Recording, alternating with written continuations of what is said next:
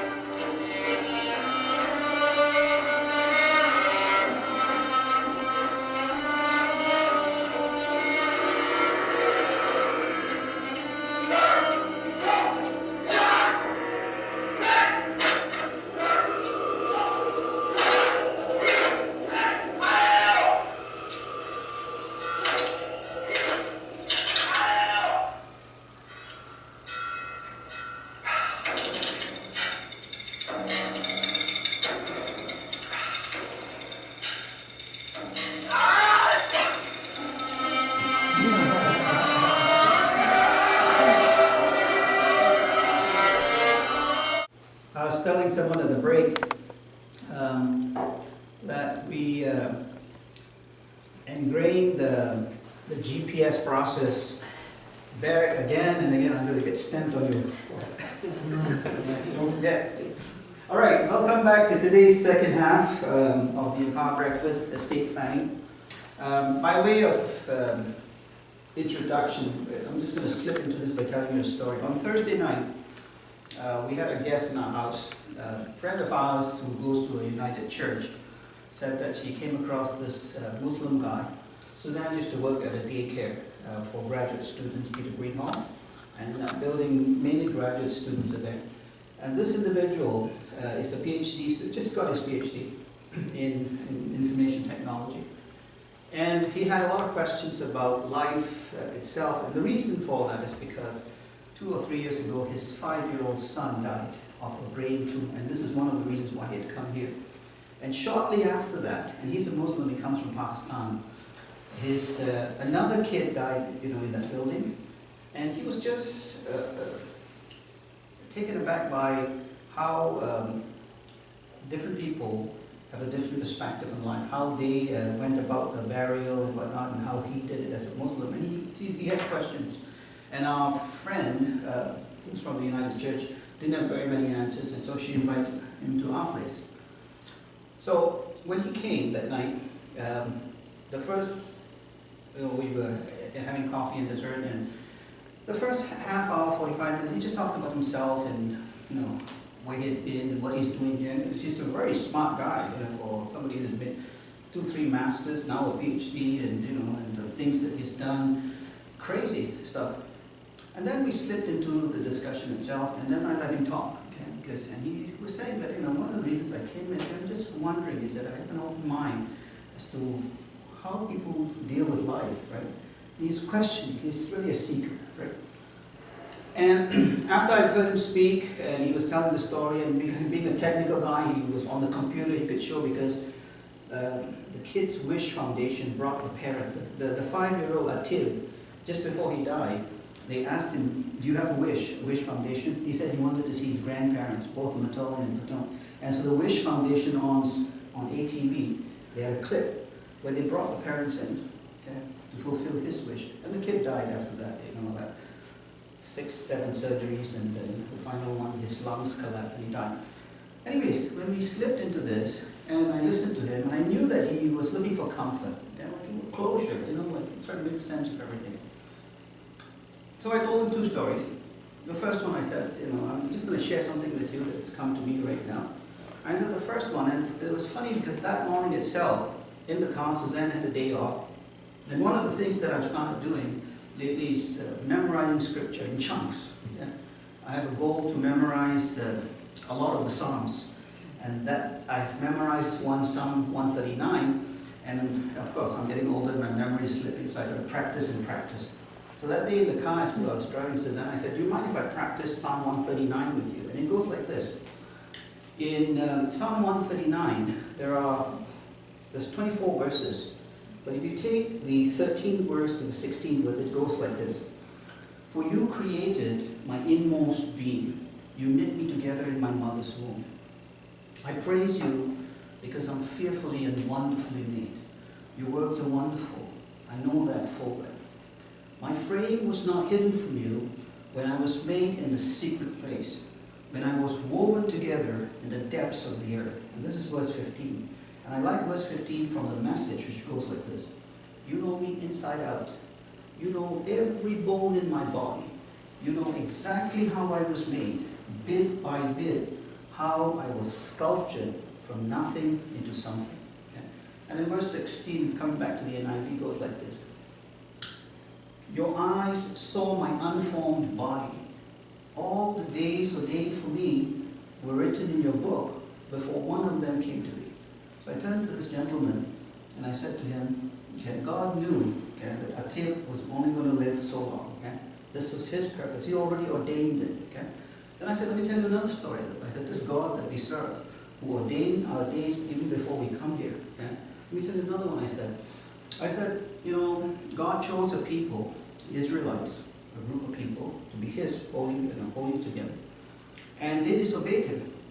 And somewhere along the way, about 3,000 years ago, this people, after one king, after Solomon, the kingdom divided into Israel and Judah, right? And in Judah, they had their own kings, and one king after another, a king would come, and he would follow the forefathers. Another one would come, follow the foreign gods, okay?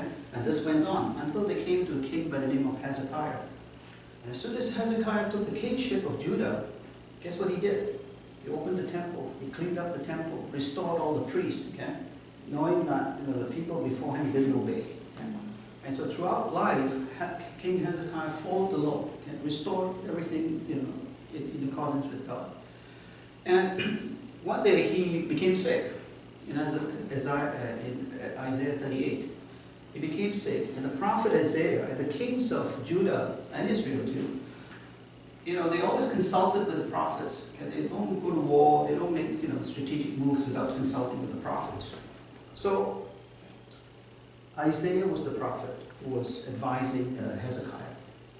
And Isaiah came and Isaiah told Hezekiah, which leads into today's topic of estate planning. He says, you're not going to recover from this boils. Okay?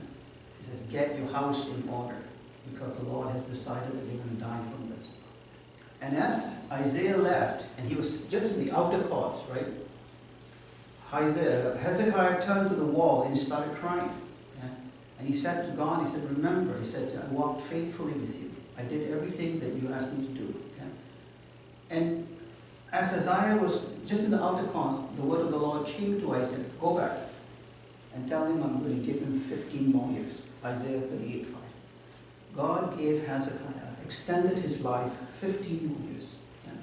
So again, I turned to my friend, I said, the same God who determines what our days are going to be on a whim can extend your life by 15 years. Okay? Like we are all in his hands. And I said, I hope it gives you some comfort in knowing that. And then somewhere towards the end of the evening, we told him that because Atib couldn't make the choice, to accept Christ, to know Christ, right? As far as we are concerned, he is in heaven. Okay? Because even when the Lord was here, he says, the angels behold the face of my Father. Remember? All right, so just by way of that, so the reason why I bring that up is because what Isaiah told Hezekiah, okay, he said, you're not going to recover from this, put your house in order, which is the topic of today, which is what estate planning is, all right? So with that, let me just come into today's topic, which is estate planning, and this is how we are going to do this. We're going to talk about, in the context of what is estate planning, why we have to do this, and how we're going to go about it, okay? And I'm going to also talk about three kinds of estate planning, which is our topic, which is basic, advanced, and eternal, right? So the what, how, what, why, and how, there are the what and how can be, the what and the why is common to basic and advanced, okay? But the how is different for each one, because how you do it, basically how you do it for the advanced and how you do it eternal is different, and the why is also different for the eternal estate planning. Okay, So I hope what I'm saying is clear here. So what I'm saying is the what and the why is common to basic and advanced. Okay? The how is different for each one of them, but the why is also distinct for eternal planning, eternal estate planning, and I'll get into that.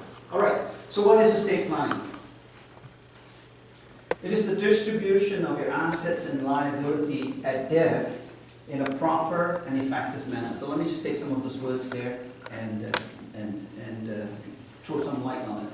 So when one dies, if you pass on, what happens to everything that's in your name, property that's in your name, assets that are in your name? If you don't estate plan, then these assets, and not only assets but liabilities, okay? Because the people to whom you owe money, they also know that they have to collect this now because you stop to exist. Okay? So if we don't do this, then it's not going to be done in a proper in the sense that in the sense of how you would have liked it. Okay? Because otherwise somebody else will dictate this. It may not be the way that you wanted it. Okay? And effective because again, you'll see this, it'll become very apparent. There are tax liabilities that are created at death. Okay? Many people are not aware of this. Okay? And it's always a surprise to the people who are left over, who are picking up the pieces, okay? Or tying up all the loose ends. So what estate planning really is, the event that triggers this is death. Okay? When you stop to exist, in the land of the living, and your assets, your liabilities have to be distributed and transferred, and you estate plan because you want to do it in a proper way, okay? The way that you would have it. Okay? You decide who gets what and that kind of thing. And effective in the sense of minimizing fees and taxes. Okay? We'll see where that comes in. Otherwise, a lot of that is eaten up by fees and taxes. All right? Okay, so why estate plan? Because if you don't, then the law decides it.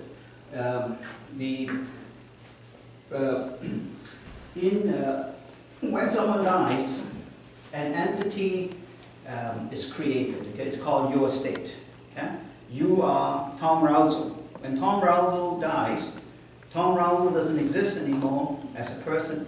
So the entity that's created is the estate of Tom Rousel. Okay? So that's what we deal with. It's almost like a corporation. Okay? It's an unnatural entity, right? And so what happens is if you don't stipulate in a will how you want things distributed, okay, or transferred, guess what? The law decides. Provincial laws decide. And where the provincial in most it's a provincial jurisdiction, and the law that governs it is called the Intestate Succession Act in Nova Scotia. Okay, so when you go see a lawyer, they'll just go through that, and depending on who's left behind, typically it goes like this: if you have a spouse, 50% goes to your spouse, and if you have kids, the other 50% is distributed equally to the kids. In most places it's like that. I guess there's slight differences. And then, if there's no spouse, no kids, then they're looking at the next of kin, extended family. They're looking for siblings, cousins, anybody, okay?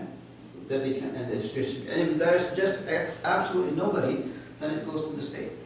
Okay? The state takes over. They appoint someone to liquidate it. All right. So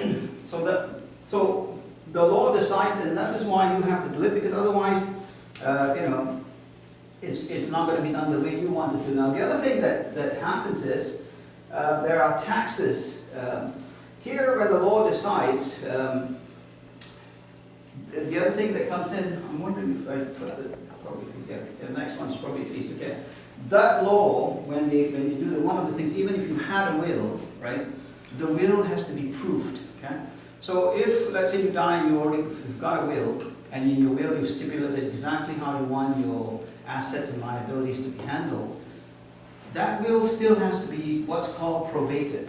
Okay? That means that we have to go to the province and authenticate that will. And the reason for that is because if someone dies and you find a will and you go to the bank and say, oh, according to this will, everything is left to me, So transfer all the money to me, to my account, and the bank does it, okay? And then 1 week later, your kids come along and say, hey, there's another will, Dad left it with the lawyer, right? And so if the institution had released the funds, now they're liable, okay? And for that reason, they will not deal with just a will, they want a probated will, okay? Where you go to the municipality, they do their due diligence, okay? They make sure that there's no other wills, this is the last will, right? And they will rubber stamp. They'll put a stamp on it saying that this is probated, and then when you take it to the institutions, they will release funds based on that, okay? And guess what? For that privilege of for probating your will or proving your will, they will charge anywhere an average of 1.6% of the amount of the estate, okay? And that can be substantial. If your principal resident is going, you can sell your house, you know, one spouse dies, the other spouse is still living in that house, right? We're settling the estate. Guess what goes into the estate? All of the assets. 1/2 of the house was in the name of that spouse, right? So it goes into the estate. That's a big chunk of money. That spouse may have RSPs, you know, pensions from employers, whatnot. All of that goes in. By the time you keep adding it all up, it can be a substantial amount, okay? And 1.6% of that is quite a chunk of money to be giving away, okay? So we got to find ways around that, all right? So that's that. Now what I've got here is the provincial, pass this around, I printed up for you, the provincial probate fees rate. And you'll notice that Nova Scotia has got one of the highest, okay? Now if you know, for people who've got very small estates, $10,000 is not a big deal, but most people don't have that. They've got equity in the house, they've got RSPs, they've got pensions, they've got investments, and if you're going through a GPS process, you've got substantial assets at the end of the game, okay? At the end of time, and you know, this is why we need to preserve and protect those. All right? Now, in addition to probate fees and what the law would decide would happen to your assets and liabilities, the other issue that comes into the mix are taxes. Income taxes and capital gains taxes.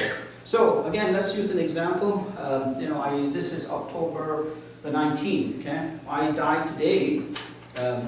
One of the things that's going to happen as far as my estate is concerned, the settlement of my estate is, an income tax has to be filed for me, a final income tax, okay? It's, the deadline for that is 6 months after death, or April 30th, whichever comes last. Okay, they give you 6 months after death, or April 30th, okay, whichever comes last, the latter of those two. Whoever the executor of the estate is has to file a final income tax return. So let's say I died today. So my executor will have to compute my income from various sources, you know, however I normally get my income. If I'm an employee, right, they'll check with my employer, get the latest T4, right? And the first thing that, you know, gets reported on my final tax return is my income for the year, okay? Now this is the second thing that, you know, a lot of people are not aware of, is capital gains. So let's say I have a cottage, and let's say I have a rental property, and let's say, you know, using the strategies that we use, I open a discount brokerage account using Rule1 strategy. I've got a stock account, okay? I've got a discount brokerage account that I'm buying 5 to 10 stocks using the Rule1 strategy as per the GPS process. And then I die.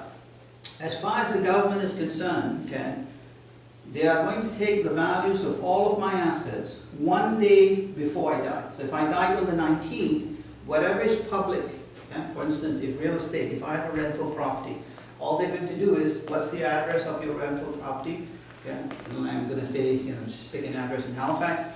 They're going to call up 3 realtors, right? And there are people, faithful government employees, paid full time to do this, and get comparables, okay?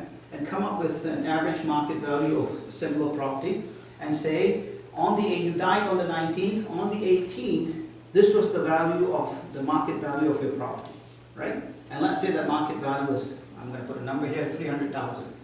And then they're going to say, you know, this is a rental property, and you bought it for 10 years ago for 100,000. So 200,000 is a capital gain, right?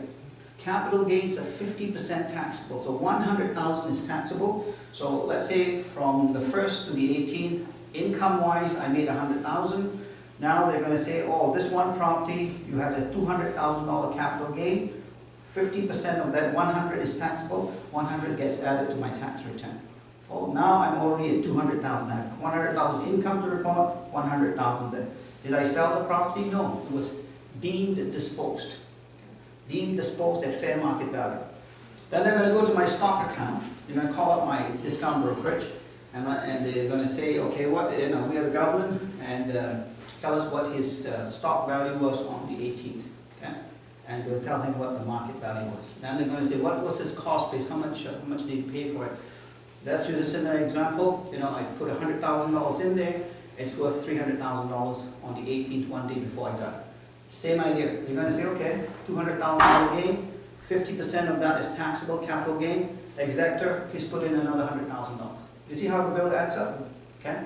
So by the time the executor settles the estate, that's in between the income, that's a huge tax bill to be paid there. Now you might sit there and say, oh, this doesn't apply to me, I'm just middle income, ordinary guy. Not true. Yeah, I'll tell you what. If you are a middle income, ordinary person, chances are this is how this is going to play out, okay? By the time you are in your 60s, I'm just going to use 60s, okay, and you've been fairly financially responsible, especially if you follow the GPS process, you stayed away from debt, and you started investing, you've got emergency funds and all of that.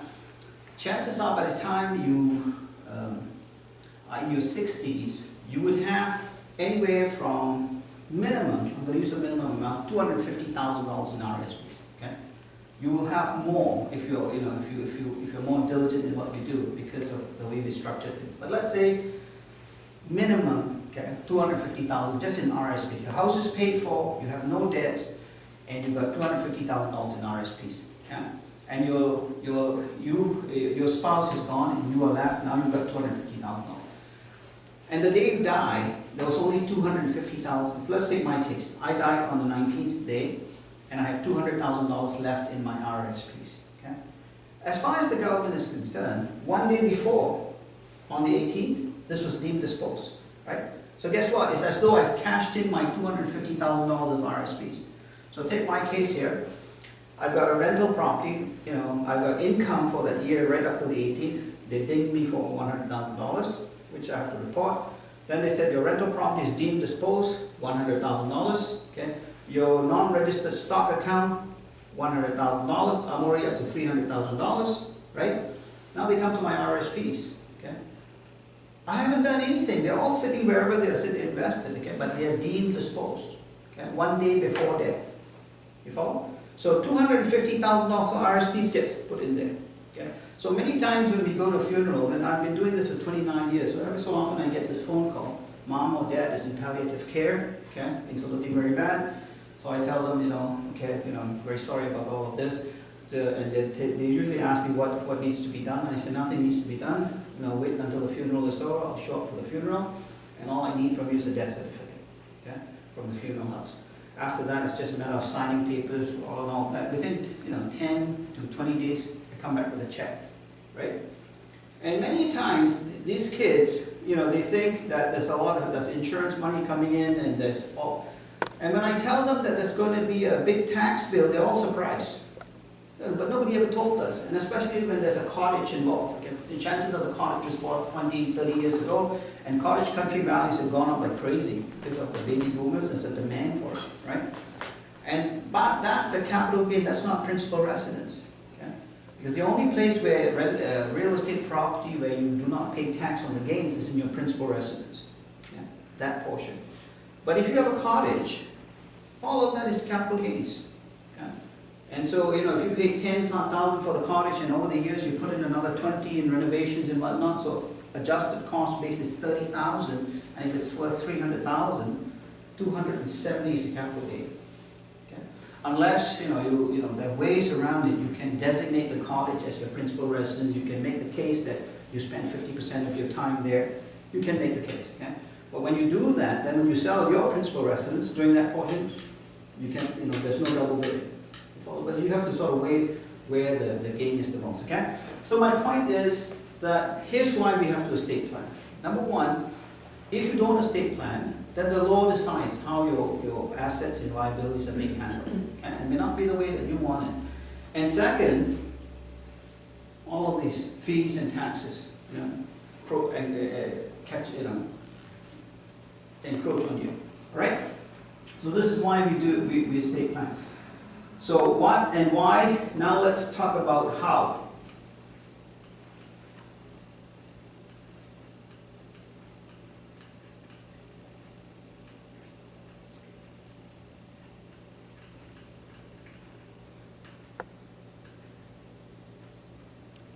Okay, so as I said, there are three kinds of estate planning in my mind. The first is very basic estate planning, which everybody should have. Everybody should do this, okay, because it's very doable and it affects us. If all of us have got, however minimal or however large the asset base is, we all have assets, okay?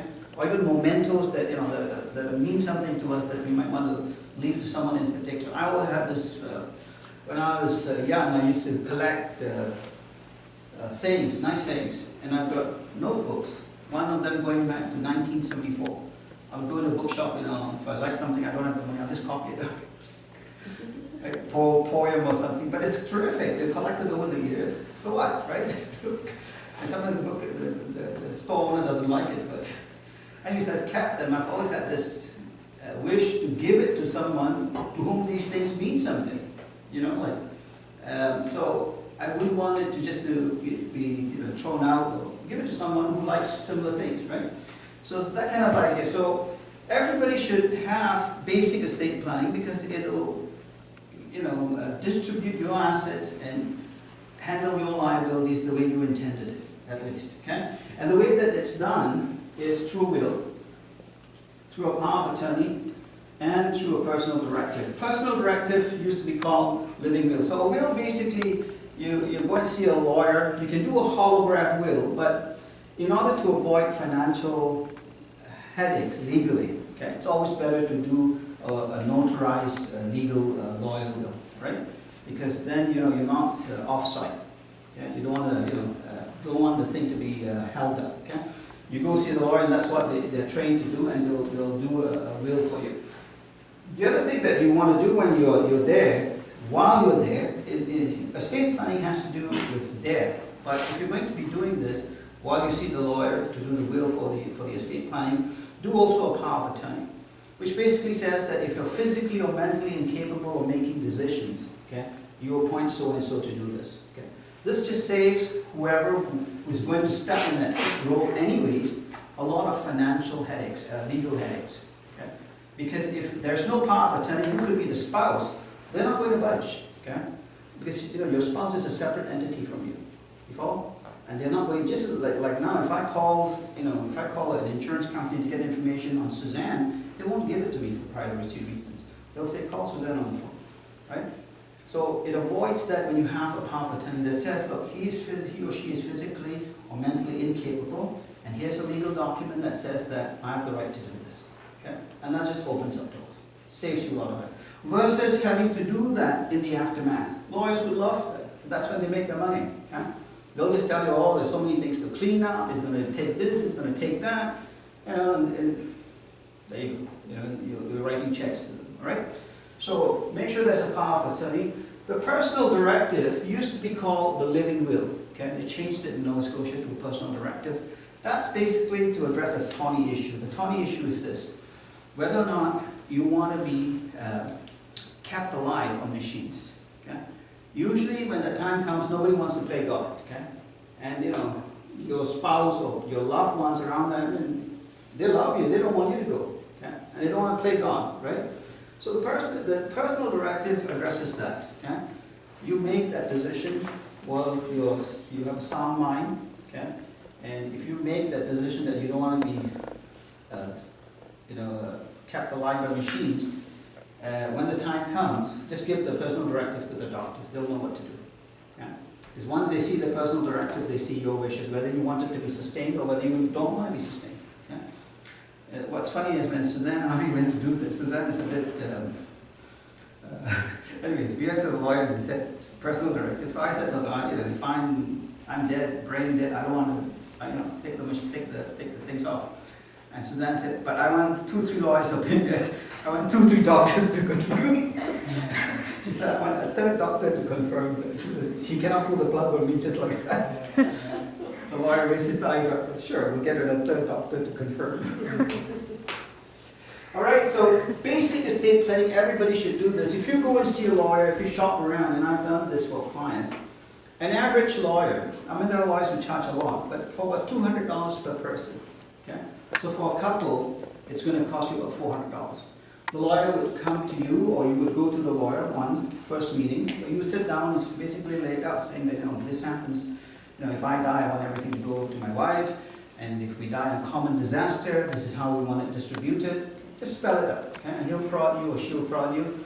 And once they've got a sense of how to draft the documents, they'll go and draft the documents. They'll set up a second meeting where you have to come in, and another lawyer would witness it. So now you've got solid documents, right? And like I said, the average price is about $200 per person. So per couple, $400. The only time you have to revise these are when there are major changes in your life.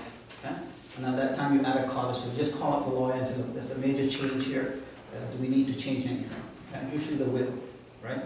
And you make those changes at that time, and then codicil is it, and then you are on track. Okay?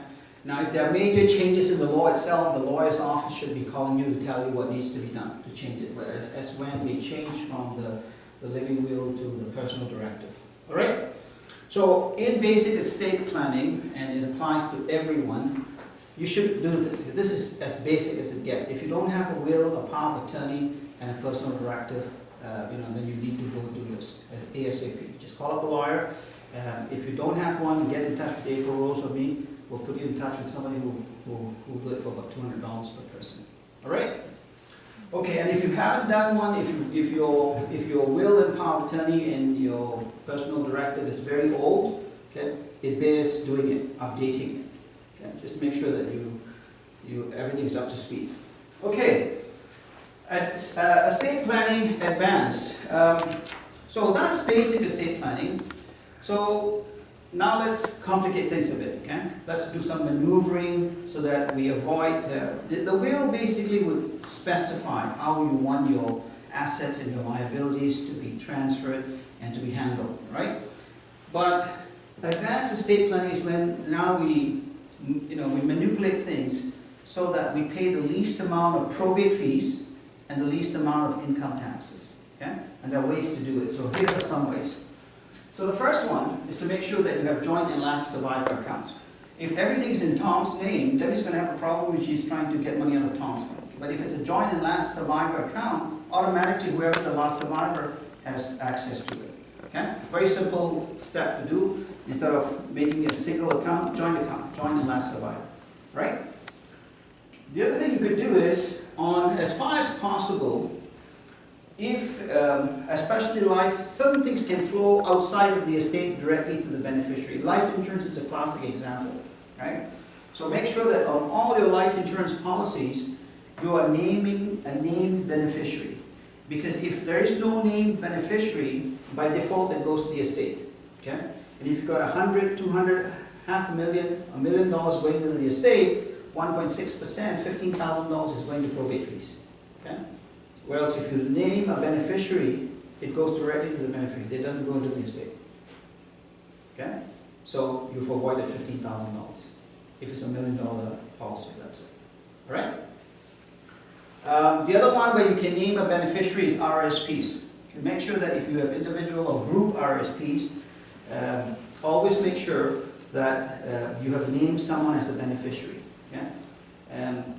And so there's a rollover provision at death. Okay?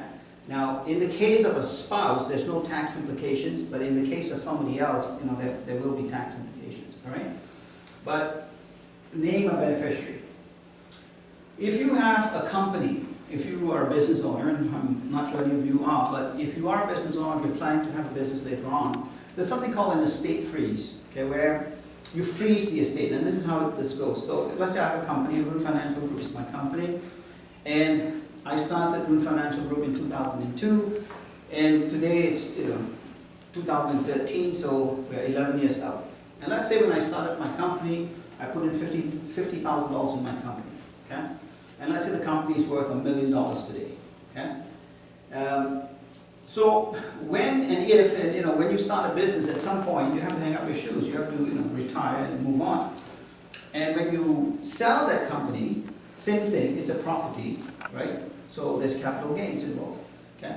So one way to a lot of business owners, by the time they get the business going, they're already in their 50s, a bit later on in life, and they have no intention of retiring, especially when that's their passion, yeah? And they've been successful at it. They just want to keep going it as long as possible. But at some point, you know, they have to go. So what we encourage them to do is an estate freeze. So what we do is this, we say, okay, you started the company with $50,000, it is worth $1 million today. That's $950,000 of gain, okay? So what we're going to do is we're going to set up another company, and we're going to roll this company into that company, okay? So your gains are frozen at this 950. Anything, so that company's asset cost base now starts at 950. You follow? And the owners of that company, you can name whoever you want. Okay? Children or whatever, right? But not you. Okay? And so that new company will give you back a promissory note for $950,000 because you sold it to them for $950,000. You moved it in there, right? It is this $950,000 that you deal with the capital gains. Okay? You've frozen it there. So let's say another 10 years go by, I'm still living. Company's now worth $2 million, right? That second $1 million is in that new company, not from, mine is frozen at 950. You follow? That's how we freeze business owners' estates. We freeze the estate so that future growth is accrued to somebody else in a different entity. Okay? Make sense? So that's how we do it. That's another way of doing it. Very simply, basically, there's more to it than that, but in a nutshell, that's what it is. We freeze your growth so that future growth is accrued to somebody else. All right? The other way to do it is through this instrument called a trust. Okay? And there are different kinds of trust, but the whole idea of a trust again is you are transferring ownership to the trust. There's a difference between ownership and control. Okay? So if I move everything into a trust, okay, into a trust, the trust has to have a trustee. There are three parties to a trust. There is the guy who sets up the trust, who's called the I forget the name now, and then there's a beneficiary, and then there's trustees. What do they call them? The one who starts the trust. He's just a nominal role. And then you've got the settler. Sorry, the settler of the trust is one person who gets the trust going by throwing in $1 to open the trust. Okay, and then you've got the trustees who control the trust. And then you've got the beneficiaries who are going to benefit from the assets of the trust. Yeah? So if I move an asset into the trust, I've taken the ownership and I've given it to the trust, but I haven't given up control because I'll make myself the trustee. Now I control, right? I don't own, but I control it. Nothing happens to those assets until I say where it goes. Okay? So if I say, you know, my children are to be the beneficiary, right? I'll name my son as the beneficiary, then that's where it goes. Okay? So there are many kinds of trusts. So without getting too complicated, I'll just mention a few here. The first one is the inter vivos trust, where you're making this trust in your will. Your Tom might say something like, when I die, I don't trust Debbie to manage my money, so I want you to set up a trust, a spousal trust, and everything is going to go into the spousal trust, and trustee is going to be Joel. And Joel is going to be deciding what Debbie gets. Something like that. You know, where you're controlling. You know, you're manipulating, you're controlling, where for various reasons. Okay? You might have children who are young, kids who are irresponsible, who haven't done well, and who are afraid to put huge chunks of money. They'll just blow it. Okay? And trustees could also be, even executors in the will, could be corporate executors. If you don't have somebody who's competent, you know, if no one can, you know, wants to step into that role, Bank of Montreal, there are corporate trustees. They'll take 5% of the estate, but they'll, you know, it's like a third party. Okay? They'll just come in, manage everything according to your will, and give an accounting of everything, but they charge a fee for that, right? But it's arm's length. Okay? There's no emotions involved in what they do.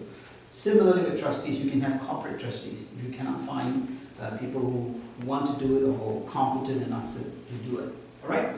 So an inter vivos trust is when, while you're living, in your will, you set up all this trust. So they come into existence at death. As soon as you die, whoever reads your will, the lawyer reads the will, says a spousal trust is to be set up. So he sets up a spousal trust. And you might say, we have all the life insurance monies to go into the spousal trust. Voila. So she sets up a trust, Debbie Rousel Spousal Trust. Okay? And every year that becomes a separate entity, like a corporation. You have to file a tax return, do an accounting and all that. Okay? The next one is a testamentary trust, which comes into play when you die. Okay? It kicks in when you die. Okay? The trust is created when you die. You follow?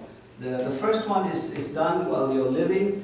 The second one is you specify in your will. I'm trying to see how it would be different.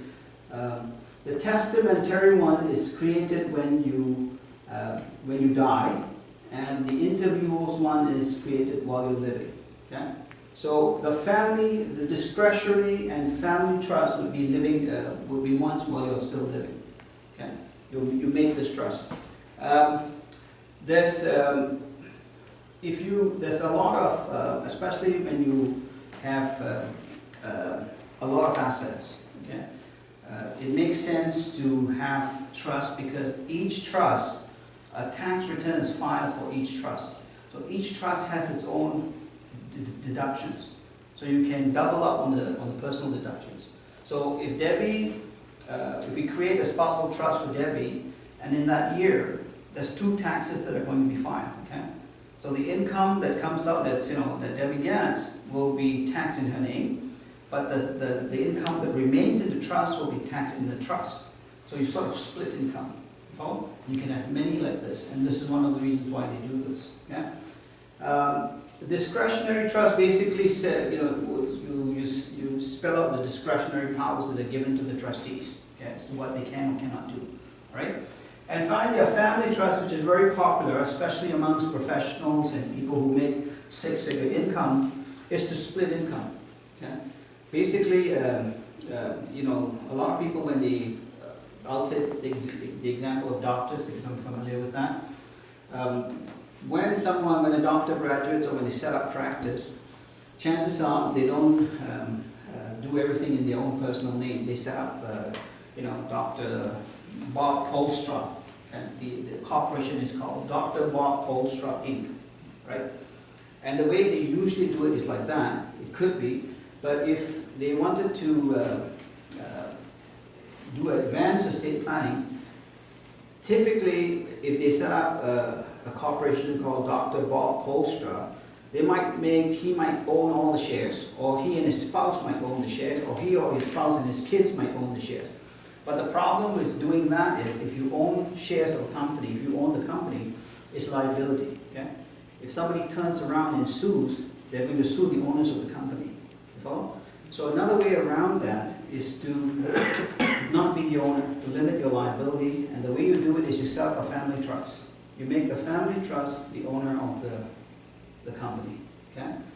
So you don't own the company, so because you don't own the company, they can't sue you. Right? But you control the company because you control the trust. Big difference. You don't own it, but you control it. Okay? So Dr. Bob Polstra, instead of owning the common shares of that company, he sets up a family trust called the Polstra Family Trust. Okay? And the Polstra Family Trust now owns Dr. Bob Polstra shares. Right?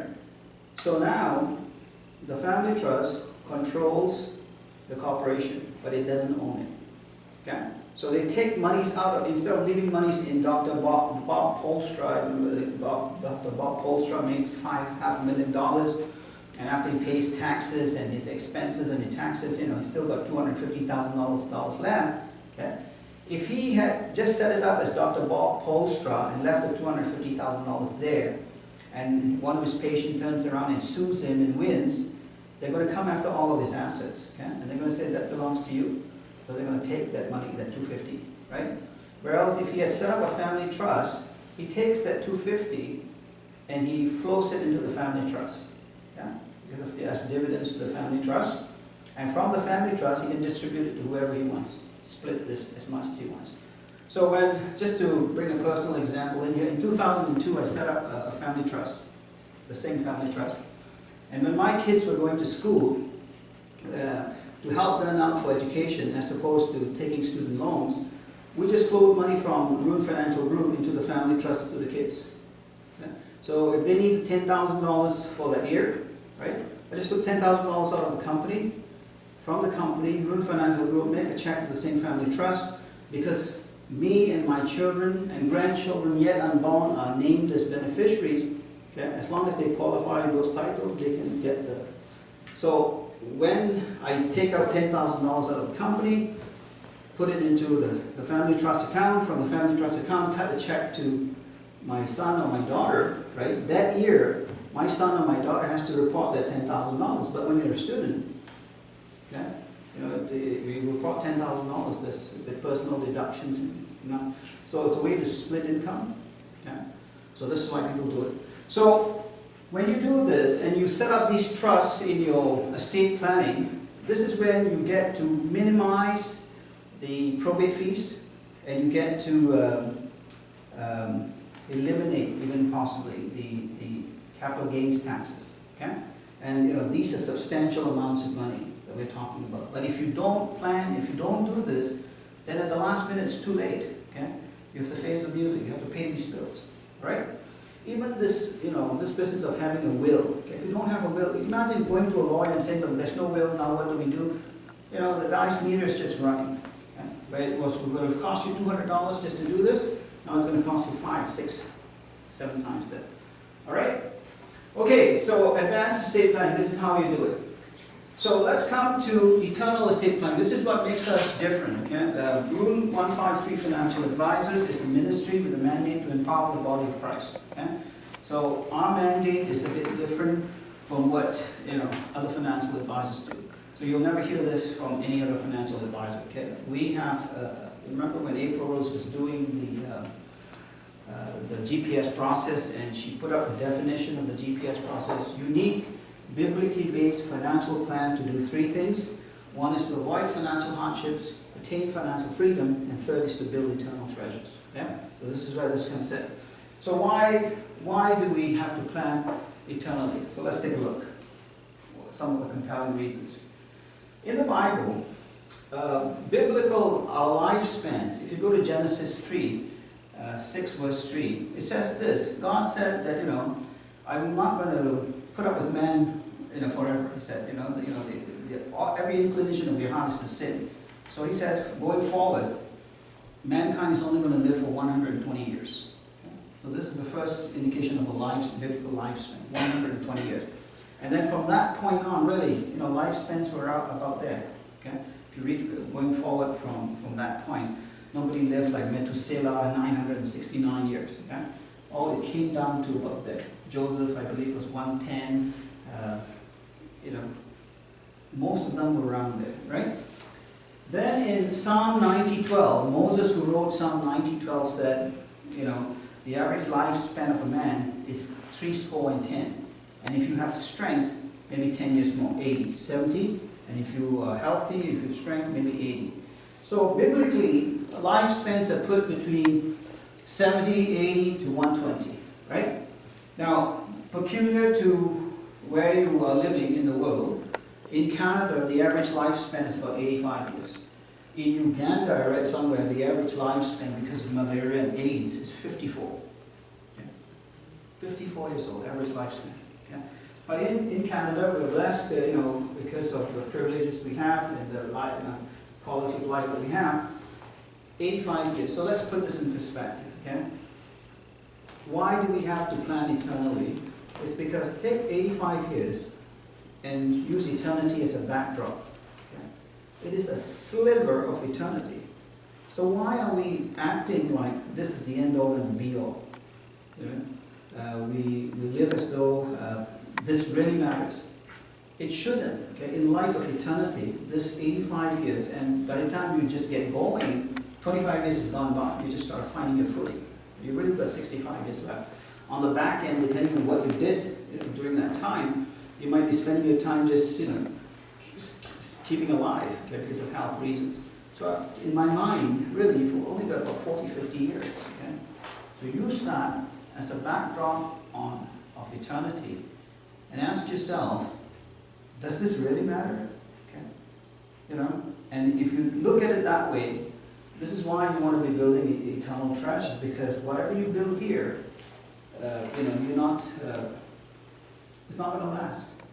Yet, you know, I'm guilty of this myself, okay? And I, you know, don't want to point fingers at others, I'll just speak for myself. Now, we say with our mouth, okay, that, you know, yeah, with our minds we believe this, we say this with our mouth, but our actions betray us, okay? Because we are still chasing earthly treasures, trinkets, and trophies, okay? Given the choice. Okay? I'm trying to change that, which is one of the reasons why I have cut out all of my reading, and I've given up a lot of magazines, and because I find that I've got so much time left, and I really need to get into the Word of God, because I haven't given it its due attention. People spend more time on Facebook, you know, on social media, but they'll spend 15 minutes reading the Bible. Something is wrong with that picture. If you really believe this is the living Word of God, you know, how can that imbalance come, right?